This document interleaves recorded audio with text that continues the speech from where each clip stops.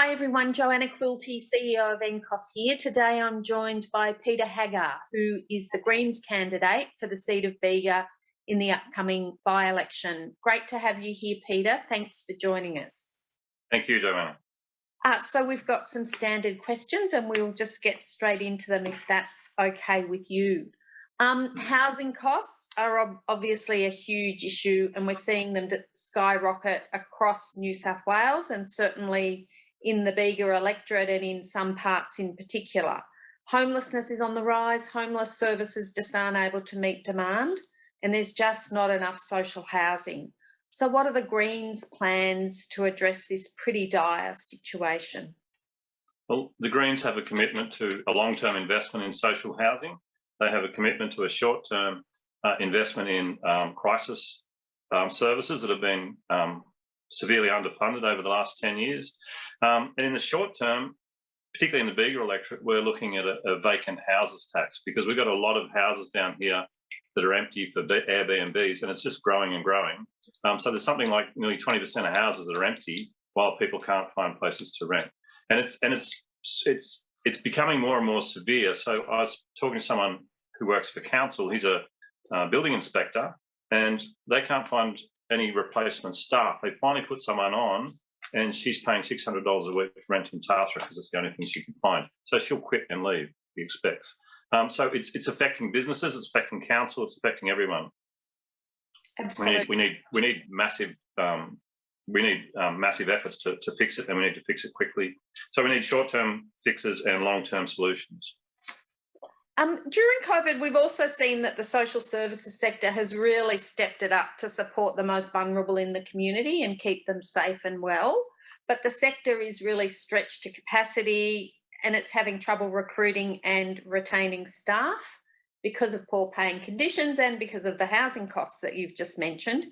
So how will you champion the work of the sector, including of local First Nations organisations, and ensure that it gets the resources and the recognition that it needs?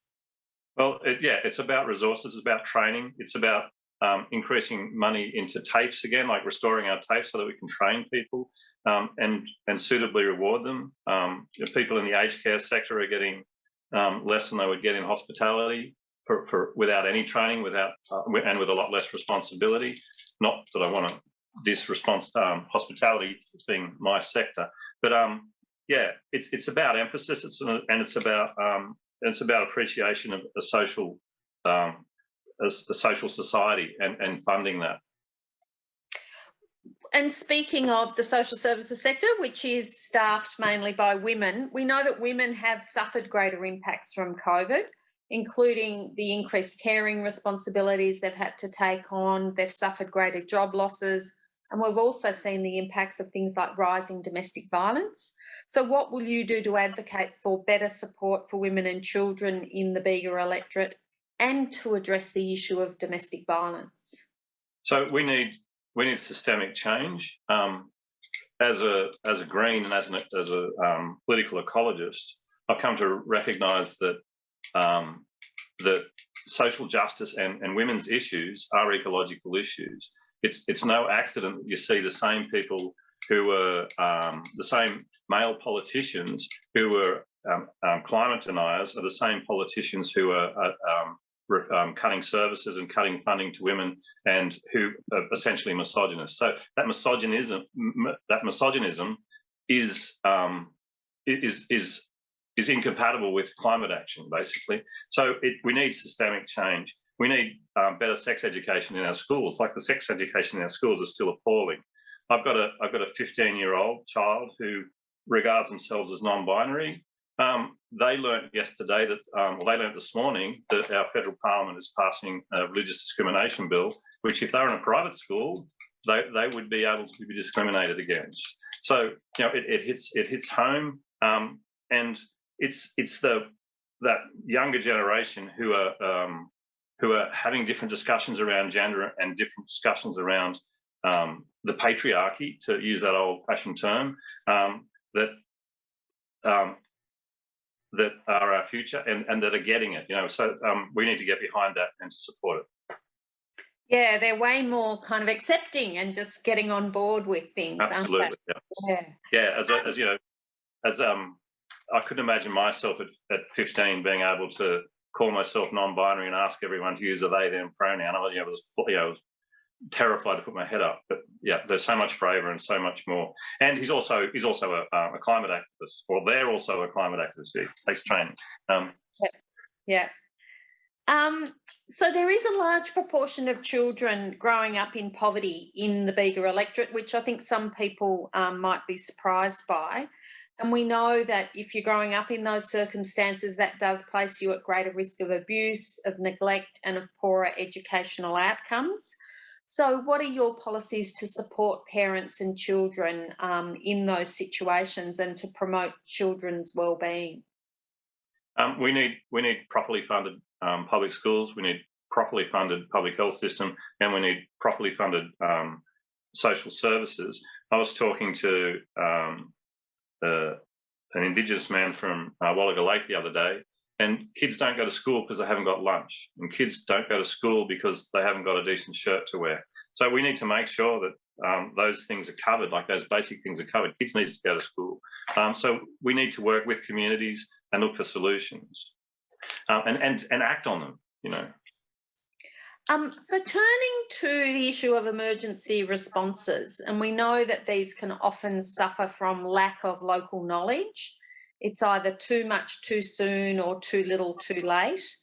What do you think are the key issues in developing disaster preparedness and emergency response systems that work on the ground? Well, the trouble with emergency responses is like the trouble with the rest of our politics. It happens at election time and it happens in response. So they're forever managing issues instead of leading. We need properly funded.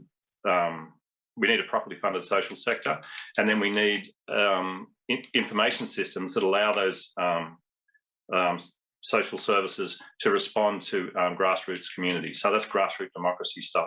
And with modern information systems, that's so much more achievable than it's ever been. We just need that. We need to do it, and we need to take it out of the election cycle.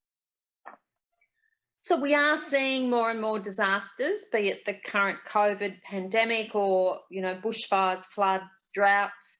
And we know that they have a greater impact on rural areas, on already disadvantaged groups, and on the physical and mental health of communities and the health systems that are there to support people. So, in relation to healthcare, what do you think needs to happen to ensure that our local health systems are robust enough to cope with these occurrences?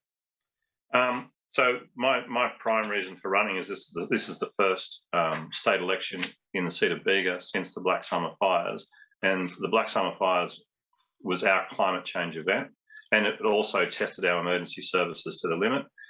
There were a lot of people that felt that when it did happen, it was too top down, and they had no input into it. They felt their lives were more out of control. So the disaster happened, and then someone else came in to fix it all for them, and they felt more out of control. We need really strong social services. We need more invested in our social networks, but they need to be able to respond to